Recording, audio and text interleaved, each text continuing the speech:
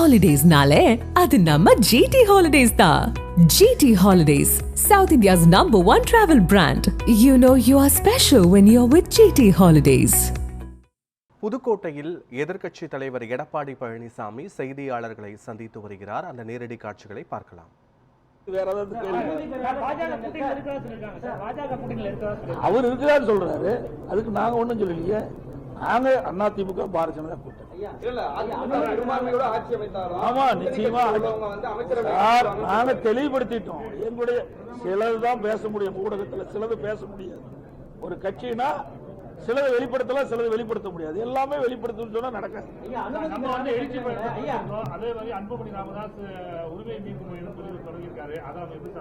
Sir, அது ஒவ்வொரு கட்சியுடைய தலைவரும் அவர்களுடைய கட்சி வளர்ப்பதற்கு அவர்கள் எடுக்கின்ற முடியும். அதுல போய் நான் எப்படி கருத்து சொல்லுவேன்? கிராம ஊராட்சி நிர்வாகமே சீல் வைக்கலாம் தமிழக அரசு உத்தரவு போட்டிருக்கு.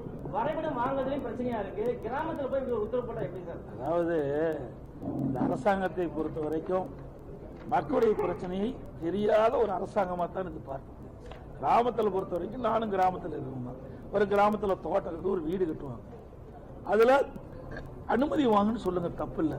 ஆனா அனுமதி வாங்கலைன்னா நீங்க உடனே சீல் வைக்கணும்னா அது இதுவரை அப்படி நடைமுறையில் இல்லை.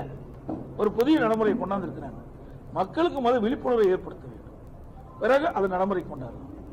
உடனடியாக எடுத்த உடனே சர்வாதிகாரி ஆட்சி மாதிரி சர்வாதிகாரி ஆட்சி மாதிரி நீங்க செய்யலாம், உடனே சீல் வைக்கலன்னா அது எப்படி ஏழை மக்களுக்கு தெரியும்? விவசாயிகள்லாம் படித்தவர்கள் அல்ல, கிராமத்தில் இருக்கிற விவசாயிகள் தோட்டத்தில் இருக்கிறாங்க, படித்தவர்கள் அல்ல. அதற்கு வாய்ப்பு கொடுக்கணும். வாய்ப்பு கொடுத்து நீங்க தோட்டத்தில் நீங்க நிலம் உங்களுக்கு உரிமையா இருந்தா கூட நீங்க வீடு கட்டினா இது மாதிரிலாம் செய்யணும்னு ஒரு அறிவிப்பை கொடுத்துட்டு அதுக்கு ஒரு கால அளவு கொடுத்து அப்புறம் செயல்பட்டா பரவாயில்ல. அதை விட்டு தங்களுக்கு அதிகாரம் இருக்குது என்ற ஒரே அமைதியில் இப்படிப்பட்ட அறிவிப்பு வெளியிடுவது கண்டிக்கத்தக்கது. அதிமுக ஆட்சி காலத்திலே நிறுத்திட்டாங்க. நாங்க திமுக ஆட்சிக்கு நாங்க நிறுத்தல அப்படின்னு அமைச்சர் தியாகராஜ பழனி தியாகராஜ் எப்ப நிறுத்தினாங்க? லேப்டாப் நான் கொடுத்துட்டு இருக்கேன். 52,36,000 லேப்டாப் கொடுத்துருக்கேன். 7,300 கோடி கொடுத்துருக்கேன். இந்த 4 வருஷமும் ஏன் கொடுக்கல? அனைத்து இந்திய அண்ணா திராவிட முன்னேற்ற கழக செலவு தொடர்ந்து கொடுத்துட்டு இருந்தோம். தாளிக்கும் தொடர்ந்து கொடுத்துட்டு இருந்தோம். இல்லையெல்லாம் சொல்ல. குறுக்க கொரோனா வந்தது. கொரோனா வந்த பிறகு டெண்டர் அறிவிக்க முடியல, பயனாளிகளை முழுமையாக தேர்ந்தெடுக்க முடியல. அந்த காலகட்டத்தினால அந்த ஒரு ஆண்டு தள்ளிச்சு. எல்லா வேலைகளுமே தள்ளி போச்சு, எல்லா ஒப்பந்தமே தள்ளி போச்சு. இன்றைக்கு தாலிக்கு தங்கம்னா அது டெண்டர் விட்டு அதை கொள்முதல் செய்யணும், அதுவே பயனாளிகள் தேர்ந்தெடுக்கணும். அந்த காலகட்டத்தில் ஓராண்டு காலம் நாம உங்களுக்கு எல்லாமே தெரியும், பத்திரிகை ஊடக நபர்கள் எல்லாமே தெரியும், ஒரு சோதனையான நேரம். அந்த நேரத்தில் இருந்ததை வச்சு இவர்கள் வேண்டும் என்றே திட்டமிட்டு அதை வச்சு சாக்கு போக்கு சொல்லி அந்த திட்டத்தை அப்படியே கைவிட்டுட்டாங்க. காவேரி வைகை குண்டாறு திட்டம் புதுக்கோட்டை மாவட்டத்துடைய பிரதான திட்டமா நீங்க தான் துவக்கி வச்சீங்க. 4.5 ஆண்டு காலம் திட்டம் முடக்கப்பட்டிருக்கு. அதாவது அனைத்து இந்திய அண்ணா திராவிட முன்னேற்ற கழகத்தை பொறுத்த வரைக்கும் வறட்சியான பகுதியில் இருக்கின்ற விவசாயிகளுக்கு தேவையான நீரை கொடுத்து ஒரு வளமான பகுதியாக உருவாக்க வேண்டும் என்ற அடிப்படையில் தான் இந்த காவிரி குண்டார் திட்டத்தை நாங்கள் நடைமுறைப்படுத்துவதற்காக நாங்கள் முயற்சி செய்து முதற்கட்டமாக ஒரு 700 கோடி ரூபாய் டெண்டர் விட்டோம். அதுக்கு பிறகு அந்த அரசாங்கம் அப்படி கிடப்பில் போட்டாங்க. ஏன்னா மேட்டூர் அணையிலிருந்து வெளியேறுகின்ற உபரி நீர் வீணா போய் கடலில் கிடக்கு. அப்படி மேட்டூர்ந்து வெளியேறுகின்ற உபரி நீரை இந்த காவிரி குண்டார் கால்வாயில் விட்டதன் மூலமாக 5 மாவட்ட மக்கள் பயன்படுறாங்க. அதை இந்த அரசு அலட்சியம் இருக்கின்றது. இந்த அரசில் அனைத்து இந்திய அண்ணா திராவிட முன்னேற்ற கழகத்தில் கொண்டு வரப்பட்ட முக்கிய திட்டங்களை எல்லாம் வேண்டுமென்றே திட்டமிட்டு அரசியல் காழ்ப்புச்சி காரணமாக கிடப்பிலே போடுகின்றார்கள். மீண்டும் அனைத்து இந்திய அண்ணா திராவிட முன்னேற்ற கழக கட்சி மக்கள் ஆதரவோடு வெற்றி பெற்று ஆட்சி அமைக்கின்ற பொழுது இந்த காவிரி குண்டார் திட்டம் தொடரும்.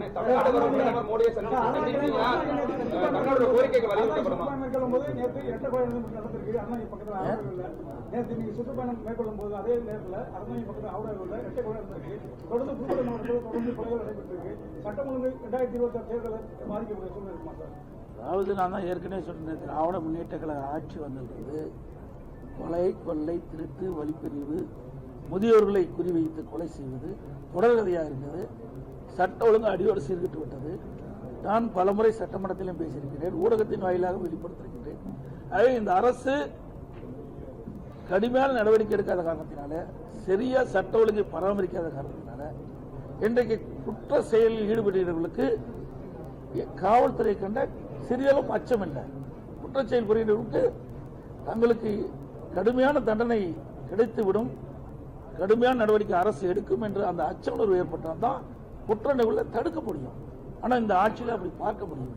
தமிழ்நாட்டுக்கு வழங்கக்கூடிய கல்வி சொல்றாங்க. பிரதமர் மோடியை சந்திக்க வாய்ப்பு கிடைச்சா தமிழ்நாட்டுடைய கோரிக்கைகள் வந்து வலியுறுத்தப்படும்.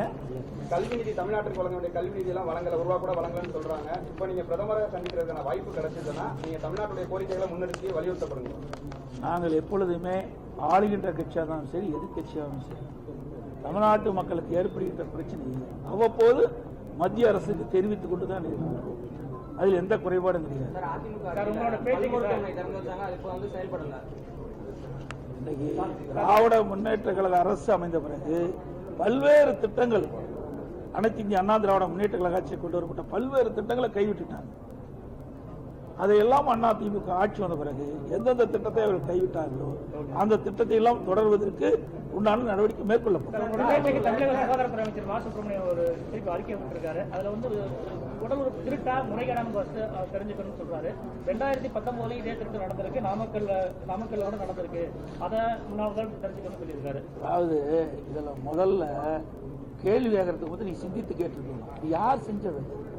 திராவிட முன்னேற்ற கழகத்தில் இருக்கின்ற ஒரு சட்டமன்ற உறுப்பினருக்கு சம்பந்தப்பட்ட மருத்துவமனையில் நடைபெற்ற சம்பவம், சாதாரண நடக்கின்ற சம்பவம் வேற.